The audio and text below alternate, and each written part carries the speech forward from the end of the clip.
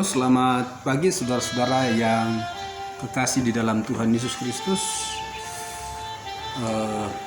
Pagi hari ini kita akan berbicara tentang baptisan air. Yang pertama-tama kita buka di dalam Roma pasal 6 ayat 3. Atau tidak tahukah kamu bahwa kita semua yang telah dibaptis dalam Kristus telah dibaptis dalam kematiannya. Dengan demikian kita telah dikuburkan bersama-sama dengan Dia oleh baptisan dalam kematian, supaya sama seperti Kristus telah dibangkitkan dari antara orang mati oleh kemuliaan Bapa, demikian juga kita akan hidup dalam hidup yang baru. Saudara, baptisan itu adalah satu hal yang harus kita lakukan karena merupakan satu bagian yang kita ambil di dalam persekutuan dengan Kristus. Berbicara tentang kematian kita, bagaimana Yesus dikuburkan, masuk ke dalam kubur, dan pada hari yang ketiga Ia keluar dari kubur, Dia bangkit dan mengalahkan maut. Demikian juga kita sebagai orang-orang percaya, kita harus mengalami baptisan ini, melakukan baptisan ini yang merupakan simbol. Ya, ada beberapa ibadah simbolis yang sampai hari ini masih kita lakukan, yaitu baptisan air. Jadi baptisan air itu adalah bicara tentang bagaimana kita mati bersama-sama dengan Kristus, dan begitu kita keluar dari air itu berbicara tentang bagaimana kita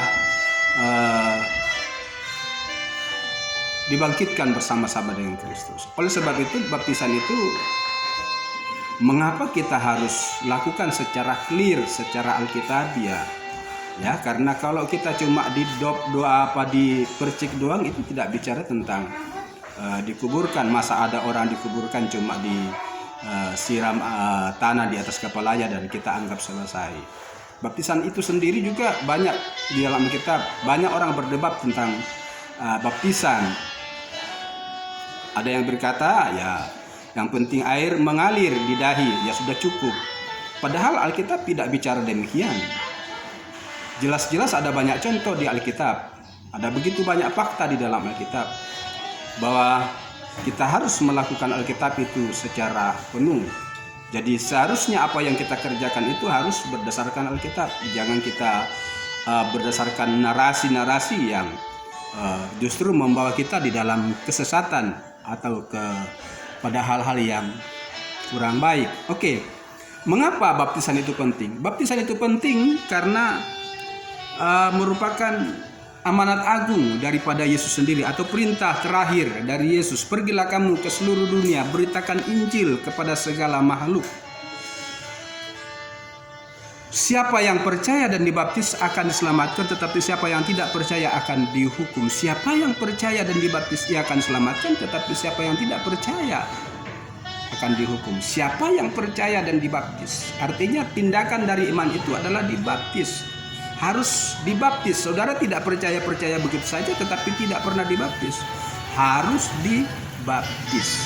Siapa yang percaya dan dibaptis, ia akan diselamatkan. Yang pertama percaya, kedua dibaptis, yang ketiga baru kita boleh diselamatkan. Jadi itu bagian tindakan iman kita, perintah amanat agung Yesus. Yang berikutnya, mengapa baptisan itu penting? Karena baptisan itu adalah kehendak Allah. Matius pasal 3 ayat 13, maka datanglah Yesus dari Galilea ke Yordan kepada Yohanes untuk dibaptis olehnya. Tetapi Yohanes mencegah dia, katanya, akulah yang perlu dibaptis olehmu, dan engkau yang datang kepadaku? Lalu Yesus menjawab, katanya kepadanya, biarlah hal itu terjadi, karena demikianlah sepatutnya kita menggenapkan seluruh kehendak Allah. Dan Yohanes pun menurutinya. Sesudah dibaptis, Yesus segera keluar dari air.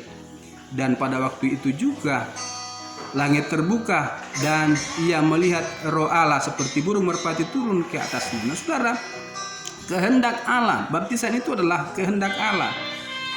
Yesus datang kepada Yohanes untuk memenuhi kehendak Allah. Jadi kalau Yesus sendiri memberi contoh, memberi keteladanan kepada kita untuk harus melakukan baptisan, ya kita harus sebagai manusia harus mengikuti baptisan itu. Jadi saudara-saudara, mengapa baptisan penting? Ya penting karena itu adalah kehendak Allah. Puji Tuhan, Tuhan Yesus memberkati. Haleluya. Selamat pagi. Amin.